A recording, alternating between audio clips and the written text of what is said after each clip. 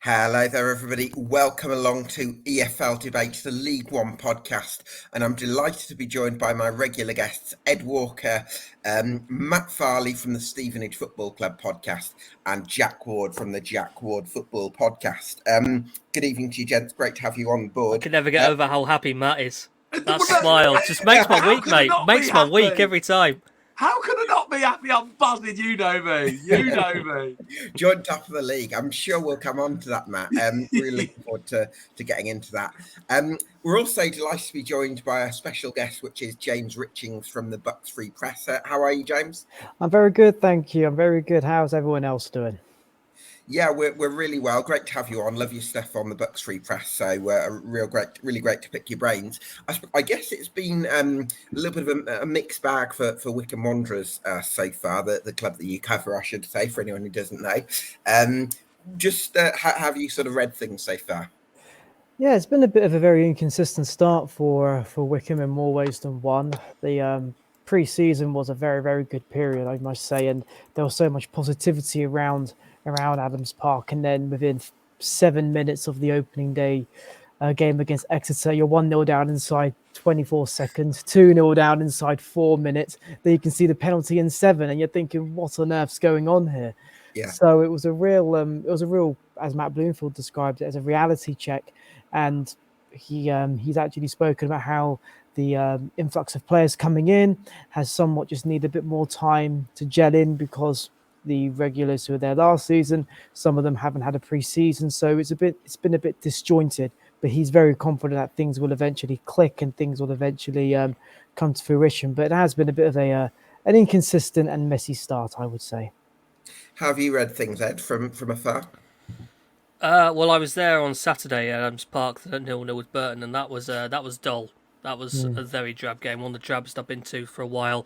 And it just kind of felt like, I'm with James. It just wasn't quite clicking. A lot of misplaced passes. Tried to be direct, the usual style, nothing wrong with that. But a lot of it wasn't quite clicking. It was over at passes. There were a number of times they actually played straight to Bolton in midfield. And I was looking at that thinking, if Bolton were a bit more of a lively team that was more front-footed, they'd just carve straight through them and actually create some genuine opportunities. And it was a strong performance from Max Crocombe in the Bolton goal that ultimately kept Wycombe out, especially in the first half before it became more competitive. And it's a shame because I actually looked at what Wycombe had brought in this summer and thought, I'm liking to look at what's happening here. I felt quite keen on them and it's not really lived up to it so far. It feels I'm not quite encouraged by the fact that their only good performance seems to have been against Leyton Orient. And if you look at where Orient are at the minute, it's not really much to shout about in my eyes.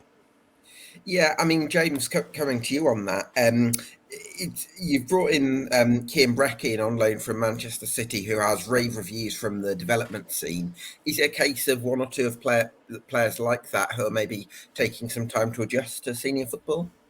Very much so, and I think once we get through what I consider to be a bit of a teething period, we will see a new Wycombe under Matt Bloomfield. I was talking to Freddie Potts today at the training ground, and he said it was a real baptism of fire when he made his debut against Exeter, because he said he wasn't really used to the physicality of League One football because, and let's be real, Premier League 2 football is completely different to League 1 and League 2. It's not the same, and we all know the reasons why. The Premier League 2 football is very technical. It's all about individual quality, when in League 1 and League 2, it's all about a collective and it's all about really getting stuck in. So I think some of the players who have come from sides in the Premier League have sort of now got used to that, which is actually quite funny to say because it's only been, 4 games in the league season, 5 if you include the League Cup. But in reality, all you need is maybe 1 or 2 games to realise, okay, this is actually different to what I imagined it would be. So I think patience is very much a virtue. Wycombe have had a few players out in pre-season who are slowly started to re-emerge. And I think it's just a case of just making sure everyone's fit, give it a bit of time, and things will eventually click. And I think, like I just said, patience is very much needed for Wycombe at the moment. Who are the key players you think can come into the equation and make a difference then, James? I believe someone like David Wheeler will be a massive I really player liked him for last season. He was very good, a real utility player. I mean, at the start of last season, I think he started the first game against Burton at right back. Fast forward to 3 games away at Exeter, he's playing up front. Then he's playing in the centre of midfield. He could play anywhere. And I think Wycombe are kind of missing that. It's kind of been part of Wycombe's skill, hasn't it? Having people like Grimmer, like Wheeler, like Jason McCarthy, for instance, who can go full-backs, play up the wing, up the sides, and I don't know how I really felt about Grimmer in the back three at the weekend. It didn't really feel like, as much as I think of him as a utility player, it never really felt to me like the centre-back was really kind of his primary position. See, I quite like him because he's quite strong in those 1v1s, and I don't think he's a great attacking fullback or wing-back in terms of someone that's going to give you loads of productivity. So I actually don't mind him in that back three, as long as you've got maybe a dominant centre-back somewhere else. Well, it's funny you should mention that, because I was told by Matt Bloomfield today that Grimmer will miss a large chunk of the season now with a calf injury. He was stretchered off on Saturday against Burton, I think, with about 10, 15 minutes left. And he did look visibly distressed. And they said, he'll be out for a little while. They wouldn't give a time frame. But funnily enough, Jason McCarthy is now back fit. So as he said, one door opens, another shuts. And McCarthy, as we know, is more of an attacking fullback, with Grimmer now being that right-sided centre half in what is usually now a three-man back three with the wing backs. So it's going to be a real testing period for Wycombe now, with Grimmer being out, but we've got McCarthy, and David Wheeler is due to be back within the next couple of weeks or so. So I think it's an unnecessary headache for Matt Bloomfield to have, but one player gets injured, he's gaining two back. And both of those players can play in the position that Grimmer is going to be out for. Coming to you on this, Jack, do you think that it does make a difference that it is Matt Bloomfield that's overseeing this stylistic transition? Because you have situations sometimes where you go so far against the principles that clubs had so much success and risen through the leagues with over the last 30 years. And maybe there can be a little bit of backlash against that, but I suppose what maybe helps Matt Bloomfield, Jack, is that he is a Wycombe Wanderers legend and he's been part of that journey. Yeah, he's already got that built relationship, hasn't he? So he hasn't got to sort of create a relationship and then be part of that transition as well. He's always got that platform there, which I think is really important. And from an external perspective as well, when you saw those players come in, it was exciting. And I'm an Oxford fan, so excitement with Wycombe isn't always the parallel way of looking at things. But I was excited by the calibre of player and the sort of players they were recruiting. Very different to maybe what Ainsworth would go with in certain ways. And we always knew there was going to be a stylistic change, and that does and that does take time. And there will be moments where you might have to go backwards a little bit to go forward. It sometimes is an instance of 2 steps back, 1 step back. I'll try and get that right. 2 steps back, 1 step forward. Either way, it works. But what I'm trying to say is that there might be those obstacles that you've got to overcome, and I think that's maybe something that Bloomfield is trying to deal with it in that short term, and hopefully long term. He's a young manager, a young coach who I think will be successful and has the ingredients. He speaks very, very well, very intellectual, intelligent man, as much as a football manager, and that will help him. And like you say there, it's a great point you make, Gab, about having that sort of solid relationship with the supporters. He hasn't got to develop that. He's got to develop that style of play and that transformation, but the base of and the core of that relationship with the supporters he already does have, of course, being there as a player as well. But I look at the starting lineup against Leyton Orient and against Burton. There's some very, very talented footballers in there, and it almost does feel as though when it will click, they've got some fantastic individuals that will be a big part of that driving force. I do believe that. I've still got a couple of questions on Harry Boys, the left wing back, who the big positive, when I think about the best Harry Boys, I still think back to the Solihull Moors time, which was a while ago now. It's kind of felt like he hasn't really managed to shine just yet at EFL level yet with the loan spells he's had. I thought he had a decent loan at Grimsby. I don't remember being at Grimsby. How long ago was that one? No, sorry, Lincoln. I guess. That's the one. He's so offended. What? It was definitely Lincoln, yeah. It kind of feels like, it still feels like the main positives in his highlights reel come from that Solihull Moors spell. So there's still the time, I think, for him to really demonstrate his worth as an attacking left wing back, which he'd want him to be in the situation that, in the formation that Matt Bloomfield has Wycombe playing. Yeah, absolutely. Go on, James. I was going to mention a point about the whole clicking thing as well, and we already spoke about it here on Saturday. If it wasn't for a fantastic performance by Max Crocombe, I think Wycombe would have won handsomely. He made, I think, 8 to 9 brilliant saves, and 3 of them, especially, I think there was one from Vokes where he managed to tip around on a Vokes volley, and 2 from Handham. One of them he did it from behind his own back. I don't know how he did it, but on another day, Wycombe would have won 3-0, and everyone would have moved on. But that's what I mean. It's just those fine margins. And you talk about Harry Boys, like you said, Harry Boys, like you said, had an okay loan spell at Lincoln last season, didn't really set the world alight, but he's come now with a clean slate, and he said he really wants to get up and running and just really prove what he can do, because he knows of himself. He's very confident in his own ability, and we've seen glimpses of that. And I think it, like I said, it's just patience. But speaking of the signings, I mean, Joe Lowe, he's centre back. He's Wycombe's highest goal scorer this season. I like the look of him a lot. He's been very good. And that's what I mean. So it's just a case of clicking, and it will eventually click for Wycombe. Let's hope that's the case, James. I suppose I'm curious because you've mentioned there that Wycombe could quite easily have won by 3 goals, and they had forced a lot of saves from Crocombe, and yet you've both, certainly Ed has talked about the fact that it wasn't necessarily a great game, and there's still question marks over the team in terms of it hasn't quite clicked yet. So how were Wycombe creating the chances, would you say, in order to really stretch Crocombe in the way that you did? Was it a little bit of individual quality, I suppose? Well, I think it was a bit of both, wasn't it, Ed? I mean, it was a bit of both. I mean, there was some really good moves on the floor, which was, I'd say quite a lot of it was loose balls, but just being able to latch on loose balls. A couple of situations I remember in the second half where Wycombe broke 3, mainly because you kind of got to the 50-50 and you win that first header and the knock-on, and it sets McCleary 3 in as the ball that goes across the Hanlon, and that's the particular save you're talking about, the point-blank one, really, which I think was actually given as offside, so it wouldn't have counted anyway, but it was the save regardless. It always kind of felt like it was still this kind of reliance to me that it was going to be hit up to Vokes, drop down, and on occasion it would, and on occasion it wouldn't, and it kind of felt like if it did knock down, there would be some high-quality opportunities coming, but they felt a bit too few and far between to me to think it was a really, really strong, confident performance from Wycombe at that stage. I think one thing to look at, though, is a positive, was that it was a first league clean sheet of the season, which was very much needed, considering 2 back-to-back 3-0 defeats at the start of the season, then 2 against a Leyton Orient side who hadn't scored in the league all season. That was very much needed. I know we talk about the attacking side of it, but defensively Wycombe played okay, and I think there was a very bit of a hairy moment near the end where they nearly won it. I think it was like in the 93rd minute, and I won't lie to you, I think my heart sank when I saw the ball drop in the 6-yard box.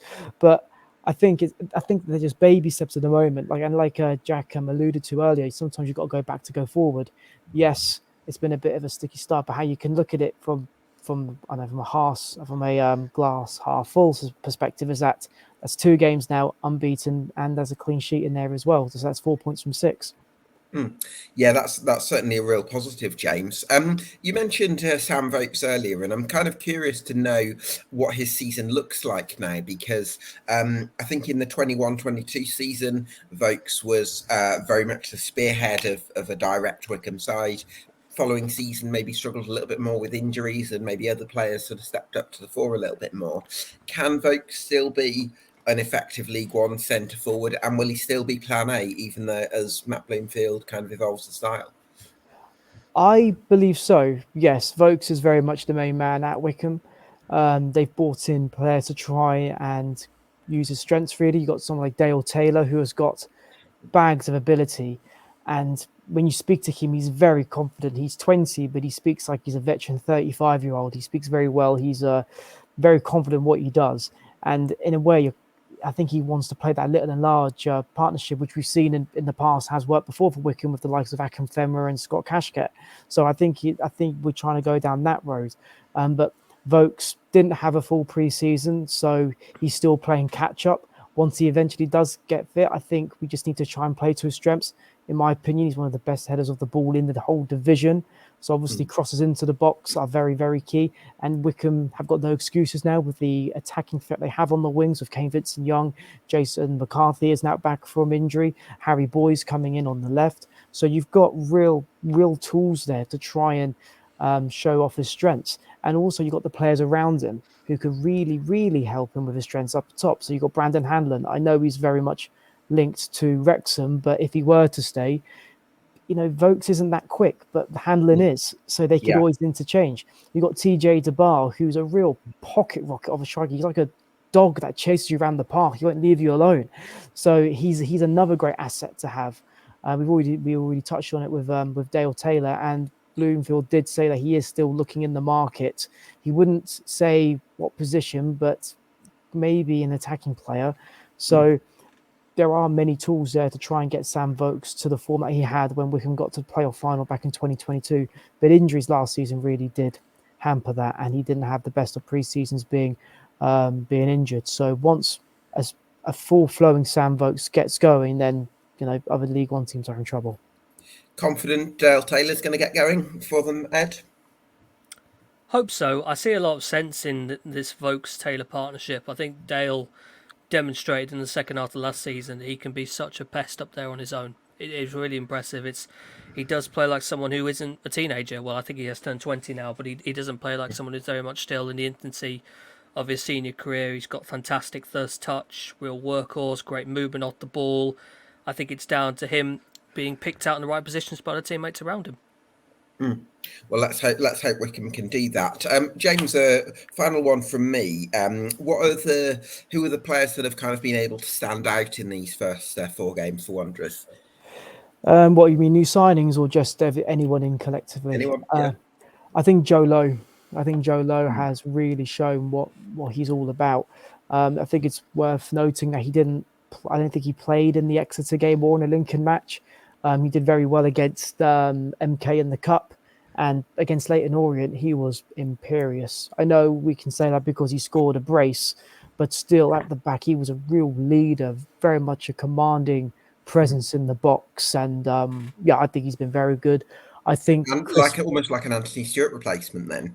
Very much so, exactly that. And I know Wycombe have got some very good centre-backs with the likes of Farino and Tavazzoli, but we really did miss that sort of Anthony Stewart sort of presence, and he brings that, Joe Lowe. So I think he's been very, very impressive. I think Freddie Potts on loan from West Ham has been very, very good. He just wants to make his presence known, and speaking today, he said he really has learned a lot from the physical side of it. And I think as well, in a way, I know people may criticise me for saying this, but I think Kane Vincent-Young's played very well in the time that he's been here. I think he has a bit of a point to prove. He was at Ipswich for, I think, 4 years. Very much a fringe player. Didn't really get a run in the side, but he's come into Wycombe. I think he's played every game so far in League and Cup, and he hasn't really put a foot wrong. And I just want to say as well, Wycombe are very much interested in trying to re-sign Uche Piezu. They are very much trying to get him back. However, the appeal of the Championship could potentially be absolute carnage. We don't want that again. Well, QPR are very much interested. Huddersfield with Neil Warnock there. He brought him in at Middlesbrough. They're interested. Sheffield Wednesday are looking for a top man. And of course, Gareth Haynes have been at QPR. He took him to Wycombe, and Piezu did say that he absolutely loved his time at Wycombe, and in a way he's got unfinished business. He was there in the Championship year behind closed doors. The fans never really got to see him. So, I mean, it's a long shot, but Wycombe are trying to hopefully bring him in. That would certainly make a difference, wouldn't it? James, thanks so much for coming on. We really appreciate your time, and hopefully things can pick up for the Chairboys this season. Very much so. Well, I really appreciate your time, everyone, and hope to see you all soon. Thank you for having me. Yeah, cheers, James. I want to come to you, Matt, to talk about, because you've got to talk about Stevenage's start to the season. Just talk us through it, mate. Yeah, look, I mean, first of all, it's an absolute pleasure to join you chaps. I mean, Gab, you know me. I used to come on the League 2 EFL debates. I still thought you're on League a little One. bit surreal. You're related to the League One podcast. Mate, I know. Honestly, the opening 4 games, I've had to keep pinching myself every game, mate. But yeah, look, it's great to come on here and be a part and be involved in the League One debates. Yeah, look, we've had a brilliant start. It's been one of these things really where, we came into the season. I think I said to you last week, Gab, it was one of these things where we could have come in with that promoted side and given it a good crack and done all right, and probably stayed up in the league. But I think the manager that we've got is a winner, right? And knowing Steve, he wants to come in the league and wants to... Well, I mean, he's many things other than a winner, but, no, look, he wants to come in the league and he wants to be competitive. And I think we looked at it and thought, well, we're probably going to need to upgrade the team and go out and make some solid League One signings. That's what I call the boys that were signed. So, people like Nathan Thompson and Dan Butler, solid League One players. Louis Thompson, another Ben Team Thompson. of Thompsons. Yeah, literally the team of Thompsons. We've even got a song for that in the away and all that as well. But Yeah, solid League One signings. We've upgraded the team, playing the same style of football because we've got better players are able to do it better. So great start. I think when the fixture list come out, we all thought that the opening 3 were winnable games. When we looked at Northampton, Shrewsbury and Cambridge on paper, I think we thought, you know what, could win all them. We have done. We were brilliant in those games. Great win last week at Cambridge. Controlled that game, and the game management was brilliant. And Steve made the right changes, which he's done on so many occasions to get the 3 points. And then we had a real stinker of a game on Saturday where we had an early sending off and couldn't get things going. But look, 5th place, 9 points. I'm absolutely over. It's not meant to be this easy, Matt. It's not meant to be this easy, I promise you. Well, this is the thing. We played the opening 3 and we were a little bit like, it's going all right, this. It's not as bad as I think. And then when you look down the fixtures, I mean, our fixtures in October, guys, we've got Bolton, Derby, Bristol Rovers, Blackpool, and it's like, that's going to be the month where it's going to be like, right, let's see how we are here. But look, for me, it's just surreal to see our club in League One and this team playing League One. I'm really proud to be here and doing what we're doing. Yeah. Absolutely. Jack, have you kind of been caught a little bit surprised by how well Stevenage have made the step up? I have, but then I've got to remember who they're managed by. And then I very quickly realised that this guy, and like you say, he's everything and a winner. He's going to make League One very, very difficult. He's going to make every game in League One that he manages very, very difficult. He's going to use the dark arts well. I saw the way that Stevenage set up in all of their games, and they're exactly how Steve Evans wants. They want to be well. They're going to be well bussed. They're going to be well structured. They're going to be well organised. They're going to be a pain in the backside, and they're most likely going to come away with a 3 points and a good result if they play consistently in that way. Like you say, he didn't quite get going on Saturday, but if you look at the other matches, you've been really, really well organised and defensively robust throughout, and that's exactly what you'd expect. So, in answer to your question, Gab, am I surprised? I mean, you've got to remember as well, and it's not just in Stevenage's case, when sides do get promoted, you've got that rhythm, you've got that momentum, and that is an important thing to say as well. I think Cheltenham did it really well. Cambridge have done it very well. Of course, I think everybody but Forest Green stayed up last season in League One. So if you look at it from that perspective, sides do tend to sort of have that confidence after that promotion and give it a real go. But like you said, there's given it a real go, and there's been, with 9 points from 12 like Stevenage, and they're doing a fantastic job. So yeah, I take my hat off. But Steve Evans, he'll always be Steve Evans. I think that's important to say. Absolutely. Ed, I mean, I think they've had the best transfer window of the clubs coming up into League One, because we've talked about the Thompsons, Nathan, Louis and Ben, all fantastic signings. I think that probably the one wild card for me is up top in Aaron Presley, because he's had a couple of years in League One, probably been a bit of a mixed bag for him, but he started well. Yeah, I'd agree with that. Presley was kind of the one I denied about, because you looked at where Stevenage were building their team in the summer and you thought like, yep, love the midfield, love the back line, love the wing backs. Where's the goals? Because I know Stevenage were not a team that particularly scored a lot of goals last year. It was kind of everyone contributed. You had big goal Jamie Reid. Jordan Roberts, I still think, was a ridiculously underrated sign last year. I think he's so crucial to this team. But you always kind of looked and thought, where's the real firepower in this team? And Presley was someone who never really impressed me at Wimbledon. It did pick up, I think, a little bit more on the back end of last season with Accrington. You certainly recognise that there's a really good focal point in there at a young striker.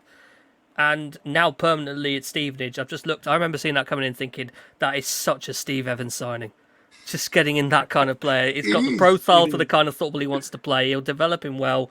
And, it's just been a brilliant start. I just noticed Elliot Liss was back on the bench for their weekends as well. Ooh, finally getting to see him again. About time. And also, to go along with your point, actually, I think he's been someone that's gone under the radar. And I think when we were putting this team together, I think, as you said, Ed, we were all looking at, who's going to be that spearheading striker, right? We all knew it was going to be a structurally a tall person. Presley fits the style. But everyone's forgot about Elliot Liss. And we talk about where the goal's going to come from. He played no His part pace in the terrifies promotion. me. I still remember what he did when And Steve Evans had him at Gillingham. I still remember what he did to Burton. Oh, and we've said it for years since we've had Liss. He's a League One player, the pace, the goal scoring ability, and I think he will probably be the goal scorer when he gets back and he gets games. You think he's capable of getting into double figures this season then? he's competing with Piergiani, the top scorer. So Yeah, I think I think with games in the bag, with Elliott's pace off the shoulder, his ability in front of goal, I think if we can get him back soon, I think he can get double figures, no problem. I'm going to put a bit of cold on that, Matt. Not that I don't agree with you that Elliott Ellis is hugely talented, but I think that you look at someone like Jamie Reid, for example. He's coming to this league with the muscle memory of having delivered last season, and Elliott Ellis might be more than capable at League One level, but he doesn't have that recency element, and I think it's going to take him a while to maybe get a feel for the level when he gets back fit. So I just feel like you've got to be a little bit careful not to expect too much from him coming back. Yeah, look, it's a good point. And look, don't get me wrong, a big goal Reedy. Jamie Reid is obviously a fantastic player in those big moments, as he showed. I love watching you at karaoke on holiday. It was really Reid. It was so funny. The amount of Europeans that now know who Jamie Reid is so proud. And do you know what? I You're really making feel Stevenage famous, Matt. I swear to God, the club need to start paying me commission because I can't keep going on these. I'm off to New York in November, and best believe when I'm in New York, I'll be talking to people about Stevenage Football Club. But no, look, you bang on about Reedy. Reedy's a fantastic player in those big moments and will win us a lot of points. He did it last Tuesday where he come on, should have scored and then scored in the 82nd. I just, knowing the type of player list he is, I just really think, and I agree with you, I think it will take him games. I don't think he's going to come back straight away and set the world alight.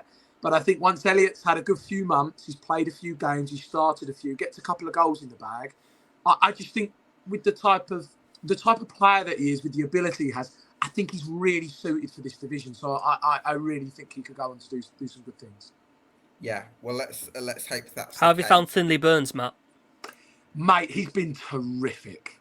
Absolutely. Do you know, again, he's one of these players where obviously we needed some cover for that position because Dan Sweeney had a surgery on a knee problem. So we were going into the league without cover there and we thought we need someone.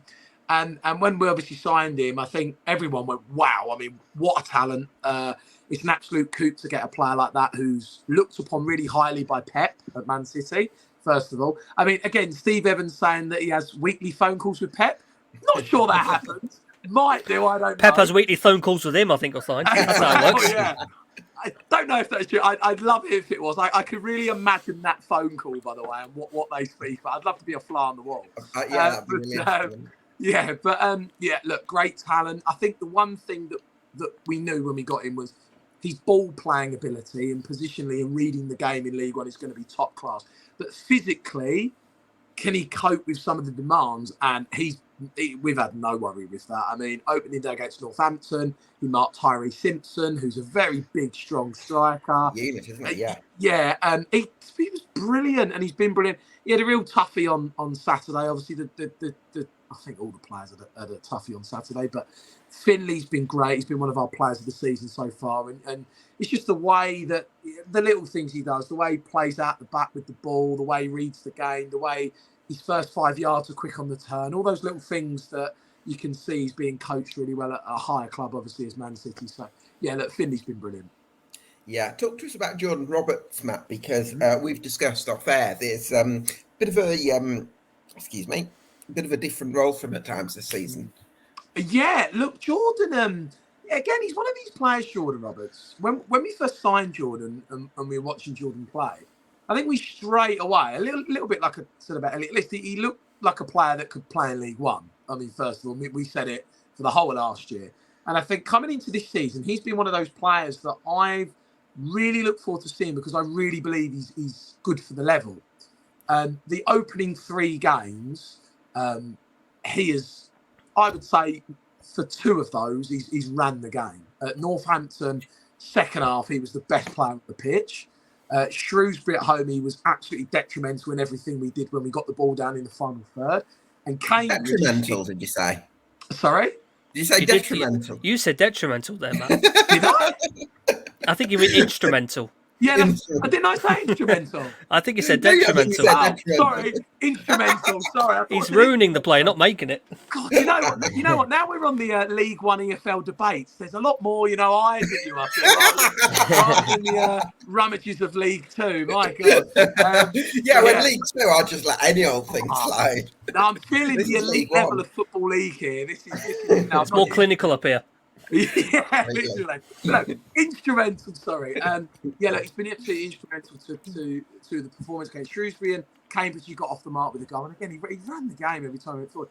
I think what's kind of been proven to us, he's a League One player. I've been very impressed. I think he's going to be a vital player for us for the rest of the season and our success. Look, Steve loves him. He's played under Steve before.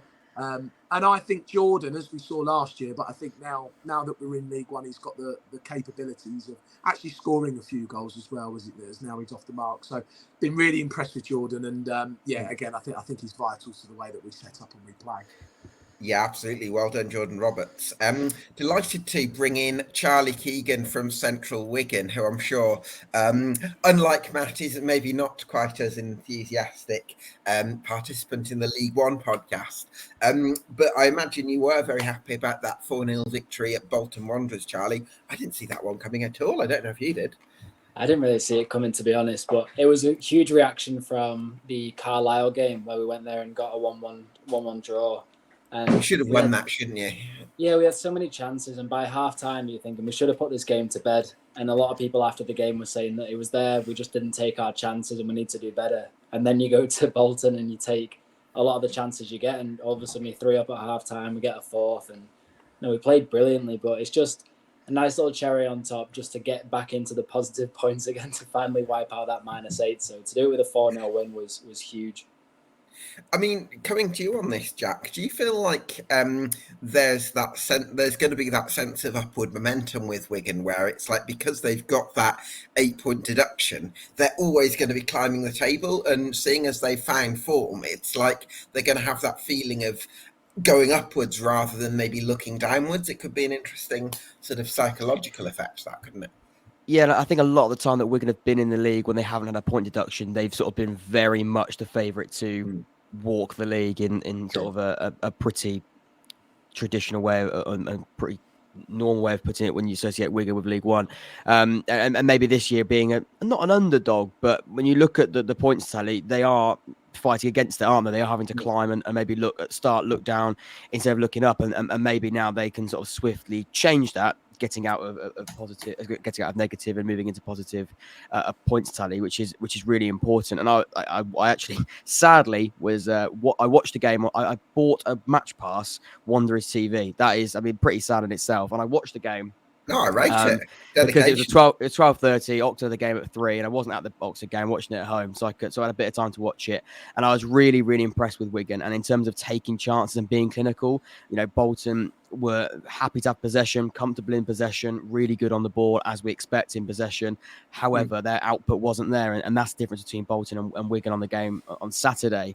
I thought Wigan were fantastic at taking those chances, and like I say, maybe that difference in mentality between being a side that should be up there, probably win the league, certainly top 2, compared to maybe this season. And I know they have had a point deduction previously in League One, but having that sort of different mentality could be really important. And that storyline and journey could be really interesting because they got it spot on tactically, and Sean Maloney got it spot on tactically on Saturday, soaked up the pressure really well, and then made sure they took their chances. And players like Charlie Wycombe up top, you can pretty much guarantee he's going to take most of those opportunities. So yeah, really, really impressed. And like you say, that real shift in the way that they're looking at this season maybe so far is a massive bonus, and sort of reaping the rewards for that. Yeah, I mean, Jack mentioned Charlie White there, and it's a wonderful sort of story of resurgence for him, isn't it? It really is, and none of us expected it, especially when you come off something like a cardiac arrest. Like we all thought with Christian Eriksen, we thought he's probably going to retire now. You don't really come back from that to become an athlete again, but you see with players like Christian Eriksen and like Charlie Wyke, it's a dedication to get back fit again in the correct manner, and it took them time, and now that they're back and they're playing such good football, both of them, but Charlie Wyke's come back and he's phenomenal. He's so physically aggressive up top, and that's what I love in a centre forward. I don't like somebody who's really, really tricky and everything. I like somebody you can put up and has a presence, and he does that. His hold-up play is very, very good. He's good from corners. He can get his head on the end of Tom Pearce's crosses. So he's very much surprised me this season, but he's doing so well, and I can't really see him slowing down at the moment. Now he's started the season so well, and the more time he plays, the better he's going to get, I think. Yeah, fantastic start to the season for Charlie White. But the other thing, Charlie, that stands out to me about this Wigan side, and we touched upon it in the summer deep dive, and we kind of expected the youth academy to play a huge part in Wigan's season, and that's proved the case because you've got Sam Tickle in goal, Charlie Hughes getting rave reviews at centre back. People are saying he's supposedly one of the best young centre backs outside the Premier League, even. And then you've got Babradiko, who's producing some really assured creative performances in midfield. It's so exciting. You must be buzzing for those three players to have come through the ranks and to be starring in the first team. I am, and it's an interesting dynamic because sometimes you see academy players break through and they might go into a specific position, and that's kind of where they are. But if you look at the spine of our team right now, you've got Sam Tickle coming through. Charlie Hughes is, I still want to say coming through, even though he played quite a lot of games last season, but it was very much just called upon because of injuries. And he's still only 19 or 20, isn't he? So he's still, I will say he's still trying to find his feet, but he's doing it so well that it doesn't quite look like that. Yeah. But then you've got Babradiko in the midfield, so you've got a line of a three there, which are all from our academy, and they've all stepped up. And we knew Babradiko had talent, but we didn't know just how good. And Matt Smith makes his job so much better because the two of them together are incredible. How do they complement each other, Charlie? I'd say you can't even say one's more physically aggressive than the other at winning the ball back because they're both incredible at it. I would say Matt Smith starts it. Babradiko's there when he really needs to be, but it's Matt Smith gives him the confidence to be able to just take a risk every now and then. And if he gets it wrong, Matt Smith will cover it, and then the defenders will also help cover. So Baba's not somebody who's going to shy away from a challenge or shy away from running and trying to do the press because he knows there's cover there. And if we had somebody there that wasn't Smith and it was somebody else who he couldn't quite click with, I don't think we'd see that kind of side to Babradiko. But no, he's doing so well, and the whole team's gelling very well. So we obviously play with a 4-2-3-1 as a standard, but then it's the fluidity of it. And I wouldn't say that Sean Clare is an out-and-out right-back. Reminds me a bit of a Nathan Byrne style player where he likes the inversion. Really? You think he's as creative as Nathan Byrne? I would say like he can run into the infield and he does very well at cutting inside, but then he also does the overlap very well. So he is more of an attacking right back, but obviously when you're playing in a back four, I expect him just to sit a little bit deeper. But he's not afraid to get up. It's always been his tenacity and his dynamism that's made Clare's game. Yeah, naturally, it can be a tenacious midfielder, it can be a flying full. Well, I say dynamic fullback is the word I'd use to describe him. And that's kind of where I put the similarities with Nathan Byrne, because when I watch him, I just think like, oh, Byrne would have made that run and Byrne would have done this, and we haven't really had, outside of Richings, but he could do everything really. He was incredible. We've not really had as much confidence in a right back as I would say than in Sean Clare of recent times. Interesting. Yeah, well, that's really exciting. I mean, coming to you on this, Ed, do you think we're sort of at this weird stage of the season where it's not the 10 games in point where you say the league's taken shape, and yet when you do get some early results, especially ones that are as sort of eye-catching as a 4-0 win at the title favourites, you do kind of wonder, are we in a place now where we can start to maybe recalculate some of our expectations for teams where Wigan, having been expected to be mid-table fodder this season, should we be rethinking that a little bit? Yeah, I definitely think so. 4 games is enough to already not form exactly super strong opinions, but certainly have an idea and look at them and feel like they could be different to what you originally thought. I remember feeling quite good on Wigan. I think I did actually have them top half with this idea that they were kind of playing catch up to everyone else and it would ultimately leave them a bit short. But the way they've started has just been phenomenal, really good. And I suppose really, you mentioned the youngsters in there, but when you've got people like Callum Lang, Charlie White back to his best, Stephen Humphreys playing off the right, there's some guys in here that I think can really be part of a top League One side. So at the same time, it doesn't really surprise me too much at the performance level they have, and I'm so happy that Charlie White is back to his best because he is a very, very quality centre forward. Yeah, it's really exciting for Wigan Athletic at the moment. What do you make of the work Sean Maloney's doing, Charlie? I think it's incredible, and we didn't really get to see just how good it could be when it was under the Phoenix ownership, because the players and everything just kind of dropped in standards, and you can't blame anybody for that. It was purely the owners, and if you're not getting paid for a job, you naturally just you're going to be off it. So it was a strange situation for him to come into. But this season, and I think a big compliment needs to go to Gregoriak as well, who was our head of academy manager, and he's now gone up to a sporting director, and I'm really glad it's kept it in-house. That's but great, the two of them together just really bounce off each other. They've known each other for a long time. And the work that Sean Maloney did after Hibernian and going and working with Roberto Martinez at Belgium and doing all the studying of the game and man management styles, everything he's done, this is kind of where we're starting to see it all come to fruition now. And it's been exciting to watch. His substitutions have been pretty much on point every single time. He understands the game very well. And he's all of his press conferences, he talks about seeing what the level that the opposition bring and then matching it and then having to beat it in games. So he's very good at understanding, we might play Bolton in this game and we have to tweak the system a certain way to do that. But then against Barnsley, we could see a very different thing and it might still work because that's just the way he sees it. And his understanding with the players is very, very good.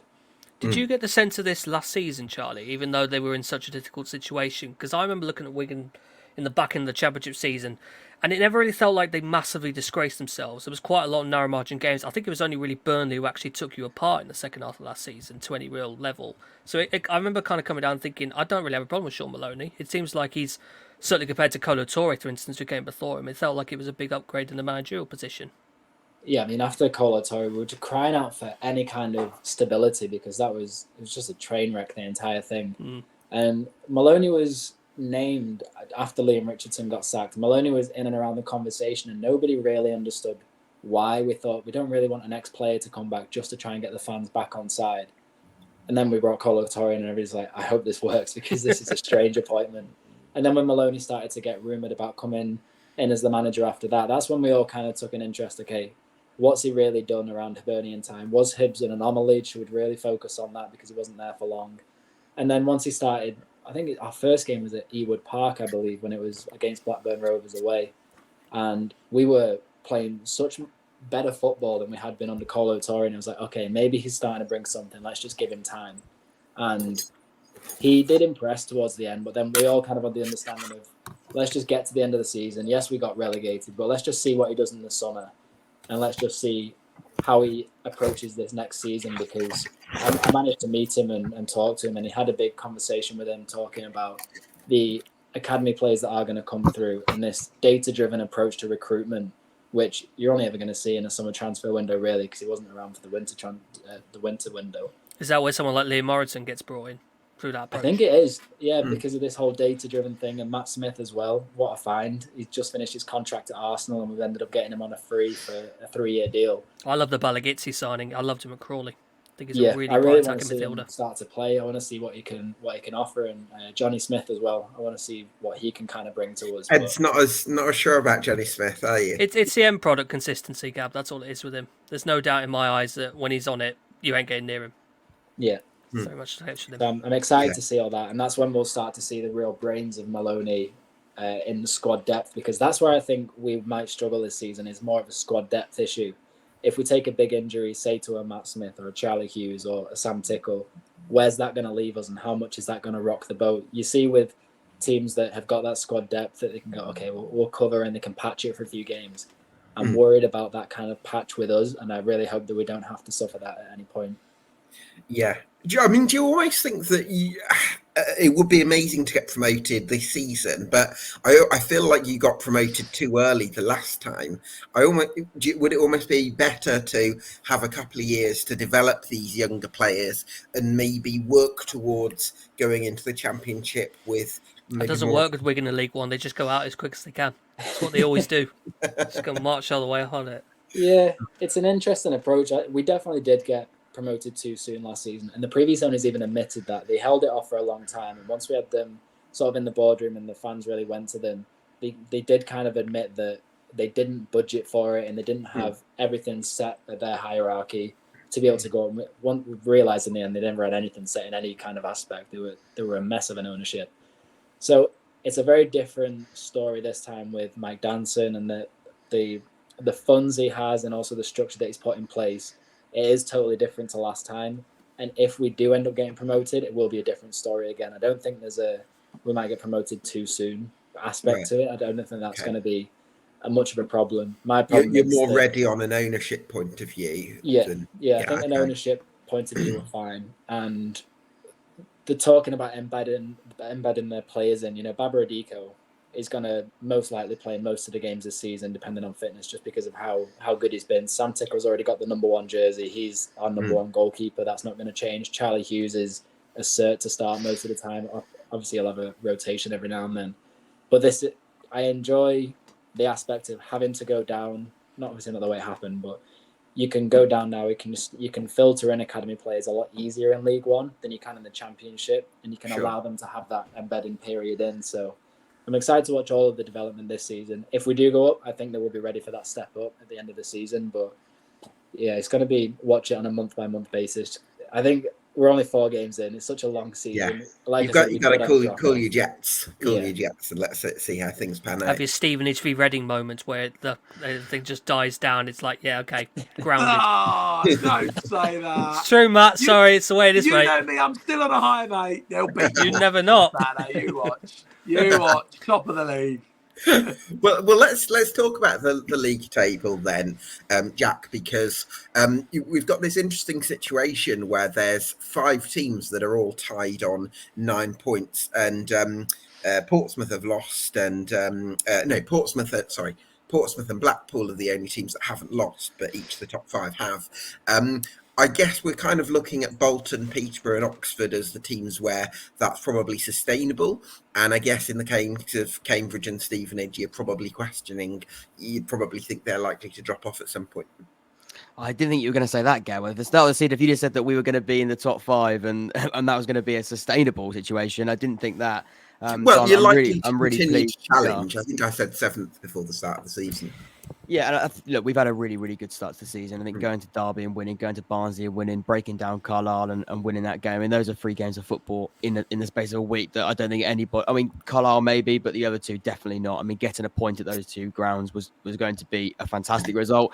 We go there and win, then that was dreamland. And like you say, if we can stay in and be in and around that sort of area, that'd be fantastic. And like you say, Cambridge sort of tend to have good starts. They had a good start last season, and obviously it did fall away. Mark Bonner's got a really, really good record, actually, is starting quite strong. Stevenage was still so far so good. It's again about sustaining it with Steve Evans and that experience in League One. You'd imagine that he's going to have that know-how to sort of continue that run. Again, Peterborough. Really, you think they can continue to challenge? I mean, define challenge. Saying that because Matt's here. To stay in the top 6. I mean, that is a slightly different challenge. But I mean, stay in and around that position. Can you stay, in that top 10 conversation until Christmas, and then you can start having that level of belief. Obviously, if you then go on a terrible run, very quickly the conversation changes. We're that early now where, Barnsley are in 15th, and again, they could be in the top 6 conversation by Christmas. It's way too early to start making these sort of assumptions. But what you can start doing is sort of looking at who started strong, who's going where and getting decent results, and which players are looking to sort of really get their groove on, new signings, players that have been there before, and what sort of style of football are we seeing as well managers implement. So that's what you can get after 4 games. Looking, at the end of the season and talk about the playoffs is far, far too early. As much as I'd love to come on here and say, stop the count now. If they fancy stopping the season right now, I'm absolutely fine with that. I'm sure Matt is as well. But there is a long way to go. I mean, no, I'm looking down there. I've got to scroll a little bit to find Burton. Yeah, thanks for that. So I wouldn't stop it there. But you're right. I think it's about being as sustainable as you can in a footballing sense and a result sense. But so much can change. But a good start for myself and Matt, and not so much for Ed. And I play really well for Charlie. Tell you what, I did want to touch a little bit on Peterborough, Ed, because although they lost to Northampton, I watched some of their passages of play in that game and some of the chances they created. They were very unlucky not to get anything, obviously losing the derby in the 90th minute.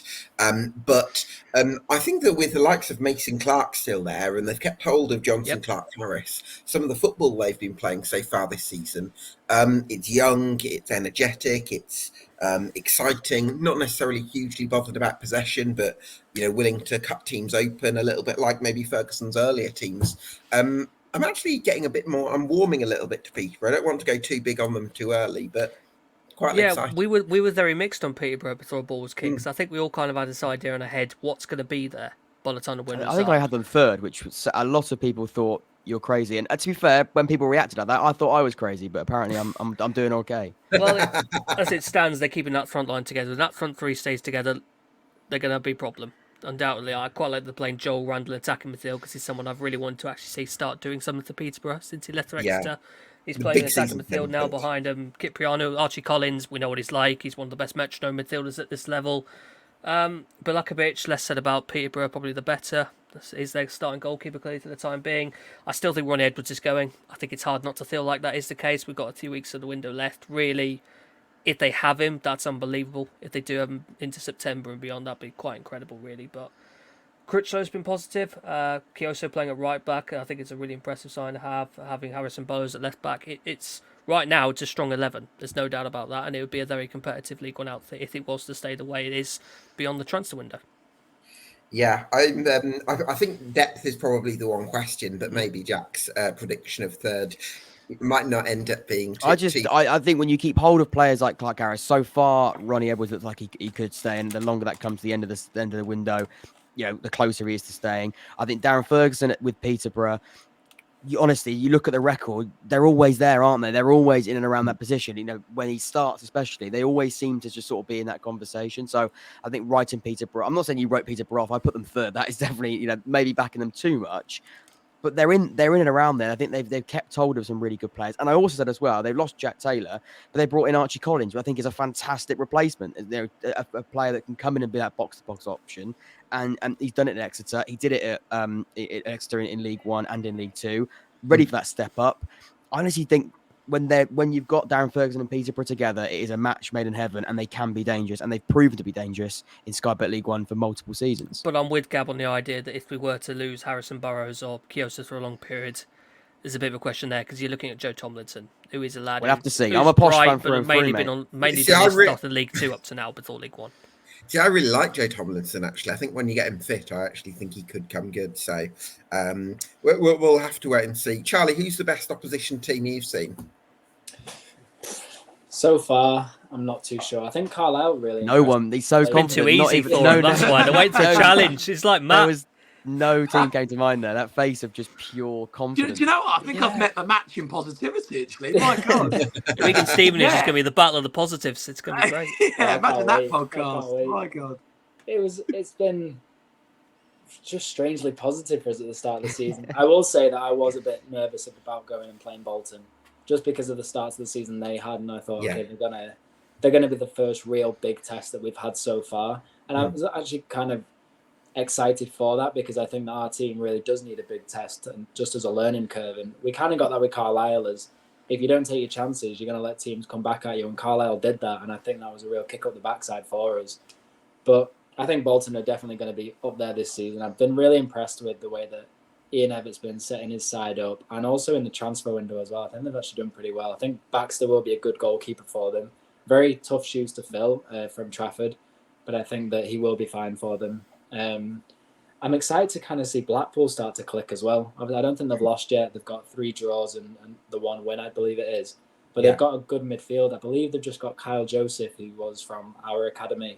And they've got Jensen Weir as well on loan from Brighton. Ollie Norburn they got from Peterborough. Peterborough, good signing. Yeah, so they might not have. I don't think they've conceded yet, and they've only scored 2 goals. So let's just wait and see till that starts to click in. They're just having a bit of a start to the season like Preston were last year, where it's just all draws.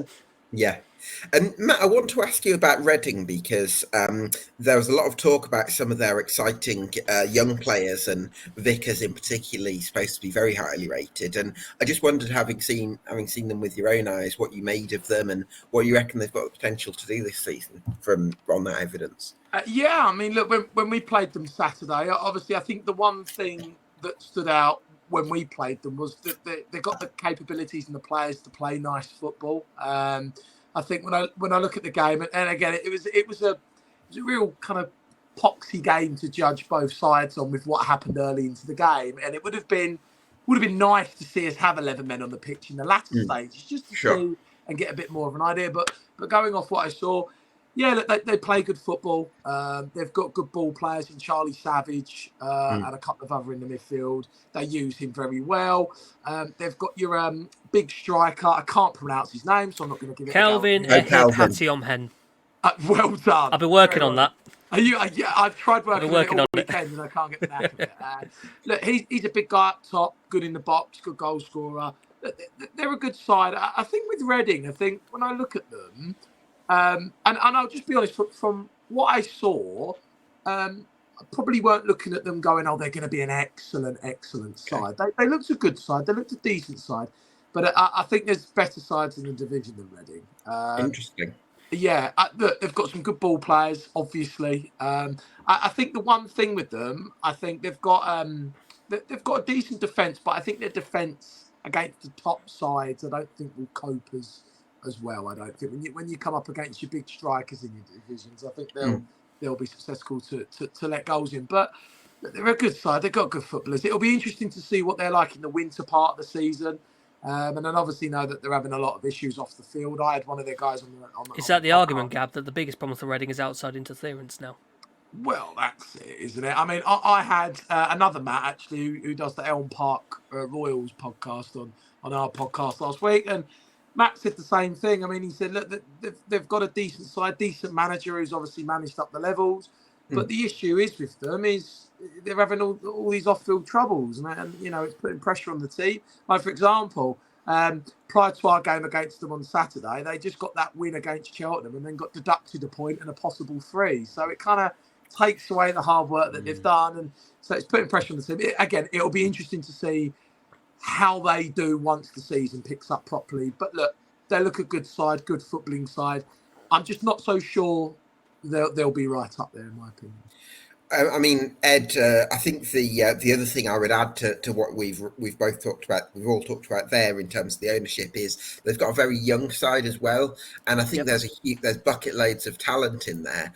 But if you're talking about the immediacy of delivering over a 46-game season, I'm not sure whether they're going to have all the ingredients to do that in terms of proven senior performances. I suppose they've got Sam Hutchinson, who's played, offers a little bit of experience, but the back line is very young. I don't have the average age to hand, but I'd imagine it's around 20. So that's a bit of a concern for me in terms of consistency.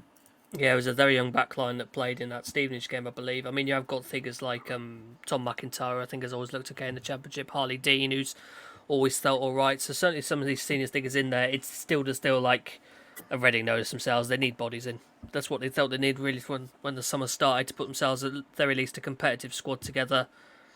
And I'm positive largely a bit more about the start than I was at right at the beginning of the season. I was quite worried that outside interference is going to massively impact the season, and now I'm feeling a bit more positive that they're going to be able to get all these players registered that they want to have registered and have a big impact. And hopefully Charlie Savage can continue to have a big influential role in the centre of the park for them. Yeah, absolutely. Let's hope that's the case from their point of view. Let's talk a little bit about the dogfight, Ed. I mean, Burton. Come on, good old Dino Mamria. It never surprises me. Good old Dino. You were positive with me about Dino when I chatted with you last season, Matt. Do you know what? I love Dino. Dino's a legend of our club. He's a legend. I love Dino. He can't set up a team though. He can't. He can recruit well, but he can't set up a team. What? Do you know what, Ed? I don't incredibly negative tactics, Gab. That's the problem for the start of the season. Do you know what? Even what you saw last season, far more. He's still playing. It's still set up that way. It's set up like they're already in a relegation battle and into battle for every single point they have, and it's just not. It's especially after the optimism as well, because there was that sense of optimism. It's deflated. It feels like a lot of these lads are being wasted at the minute. I was speaking to. Sorry, Jack. No, I was just going to say. Do you know what it is as well with Dino? He seems to have this. I was having a look the other day. He seems to have this common theme with Dino, where it happened with us. It happened with Oldham as well. The two teams that he managed prior to. With Dino, it seems like he comes into a side. He keeps the sides up. He has a good season, but then that season after that good season, it happened with us. It happened with Oldham. Sorry. He always seems to struggle, and I don't know if that's a tiny sample size, though, Matt. The following the start of the 1920 season, because he finished 9th in 1819, and then but that was like you let him go in September that season.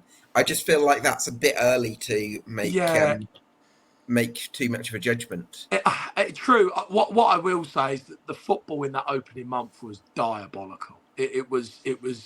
I mean, I remember coming out after Salford. Salford was the very first game. We lost 2-0. Yeah. Oddly, Cole Piergiani scored in that game, oddly.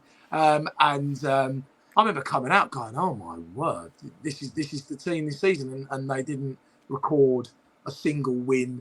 I mean, I know Dino was gone, but until late October, it was just I don't know if it was a lack of experience or got complacent. I don't know what it was that year, but it seems I know it's only been 4 games, and I hope Burton turn it around. I really like Burton. What concerns me, Gab, is the lack of attacking potency to start things off here. Now, it's not ideal not having Stockton around. Yeah, Stockton's It's missing. not ideal. That's not ideal, certainly. But I look at people like Josh Gordon. I look at people like Mason Bennett. I look at people like Mark Helm, like Quadwood Barr, who's just come in from Watford. These are guys that I really want to be allowed to be expressive, get on the ball at every opportunity, progress the ball up to them, and then let them attack from there. And they're feeding off scraps. This 3-4-2-1 with these 2 attacking midfielders behind a lone striker, it's just not working right from an attacking perspective at the moment. The big set-piece threat's still there. You know, when the ball gets played up to Sam Hughes or John Braithwaite, that threat's there. But from open play, even on last weekend, which was an improvement defensively to get that 0-0 with Wycombe, I'm still worried that this team lacks some real striking potency at the minute. It's going to struggle to get a high number of goals. I was going to say, sorry, as we started the Burton conversation, I was speaking to some of the lads that do my podcast, on the T-Lot podcast with Jake and the others, and we were speaking about Burton. It was about which Burton you want to see, and that optimism was the thing that probably is hurting you the most, because there was that real sense of optimism at the start of the season. But it's about what Burton you want. It's really interesting. You spoke about playing as if we're already in a relegation battle when we've just started the season, and it's, do you want to be the top 10 Burton, wrong B, the top 10 Burton that maybe people thought you could be after that recruitment, or do you want to be that Burton that we've sort of seen in previous seasons and the last couple where you've sort of been in and around there? Because if you are going to be that top 10, you have got to start stronger, and you've got to play in a bit more of a progressive and more exciting way, because again, it's about that expectation management, isn't it? And I think that probably the biggest reason why there is disappointment, because it hasn't been easy, the fixtures you've had to start off the season, let's be honest. No, that's true. But it's about what you want to see and where you want to go, and again, sucking out that disappointment that you had when you had that real positivity when you're recruiting so well in the summer. I think that's how I look at Burton right now. I'd just like to introduce one more factor to the conversation around Burton, and that for me is the fixtures, because you've played Blackpool away, who I think are a very strong side under Neil Critchley. You've played Derby at home, who Tough I think games. who I think have vastly superior. If I can say something, Gab, Derby have not started well. They've had one convincing performance so far, and it was against Burton. And even in that Burton game, you could see why they had lost their previous matches, because they were incredibly shaky at the back, real lack of communication. And their most comfortable win so far has been that one. And it's a little bit like I feel with Wycombe. Like I said, with Wycombe, the fact that they've beaten Leyton Orient, I'm not really shouting to the hills about Wycombe because they beat Leyton Orient, because Leyton Orient similarly have not started well. So I take your point, and I absolutely think there's a conversation to be had about Paul Warne at Derby and how he's managing it. But they've still got championship level players like Conor Hourihane, like Max Bird, and some top-end League One players as well, like Sonny Bradley and Joe Ward, Iron Cashin, for example. Like, they've still got lots of quality in that Derby squad, and that just kind of feeds into the point that I'm making about the arrangement of the fixtures as well. Wycombe have also been a playoff chaser in previous seasons, but once you get to possibly October, you're looking at Wigan at home. Okay, Wigan are in great form at the moment, but then you've got Cambridge, you've got Lincoln, you've got Bristol Rovers, you've got Carlisle and Leyton Orient in October. For me, that's the run of fixtures where I would think maybe it's a bit more reasonable to make a judgment. My question there, Gab, is what state of Burton in by the time October rolls around? Well, we don't know the answer to that. I appreciate that. But I just feel like we're making very quick judgments after 4 games. And I appreciate it's easy to say. What frustrates me, Gab, is that I go back to pre-season. There was a game they had at Crewe on the 16th of July, and it was lovely. It was wonderful. It was a positive, productive system, playing through the thirds, breaking lines, really positive, attacking play, what I was looking for. And then the game since, it's gone. And that's really annoying me, because I saw the light at the end of the tunnel, which was this great productive team. Raheem Harper at the base of midfield, springing the passes around. Bobby Camera's a flying wing back down the right-hand side. Steve Seddon playing high up on the left-hand side, and that's gone now. and it's kind of How gone is back Steve to what it Seddon, by was the way, in before. terms of what you've seen from him? Because at Oxford, he was just a liability defensively, but going forward was a decent option. It works when Moon's behind him as left centre back because He Seddon can gets get pushed lost. He very. can get so Seddon gets lost. pushed very high in the press, and when you had Ryan Sweeney there, it just doesn't work. Because Sweeney is your classic no nonsense centre half. You kind of want him no further out than like left centre back in a 2, because if he gets dragged out wide against a winger, he's at it every single time. At least with Moon, you've got a little bit more athleticism there, a bit more mobility, and it works a bit better. But for the start of the season, when Moon wasn't around and it was Sweeney out there and Seddon ahead of him, there's so many attacks coming down that left-hand side that we're just getting the chance to do so. No, that's a really interesting point. I just want to finish because I know Jack's got to shoot off, and we're about to wrap up shortly anyway. But I did want to make that point actually about Steve Seddon, because his best form has come under like a super high pressing Wimbledon side under Wally Downs, where they were like ridiculously aggressive. He played for us as well. Oh yeah, of course, and under Dino Mamry as well, yeah. But then he went to Portsmouth and played under Kenny Jackett, who's much more conservative and likes his Lee Brown, Steady Eddie types, and just couldn't do much. So I feel like that kind of epitomises what Steve Seddon's strengths and weaknesses are, and they're kind of two sides of the same coin, really. Listen, gents, it's been such a pleasure to chat about League One with you this evening. Go check out Central Wigan, some excellent content on there. Thanks to Ed Walker, my League One expert, likewise Jack Ward from the Jack Ward Football Podcast, and Matt Farley from the Stevenage Football Club Podcast as well. This has been EFL Debate, the League One podcast. Thanks to you for watching at home, and we'll see you again next week.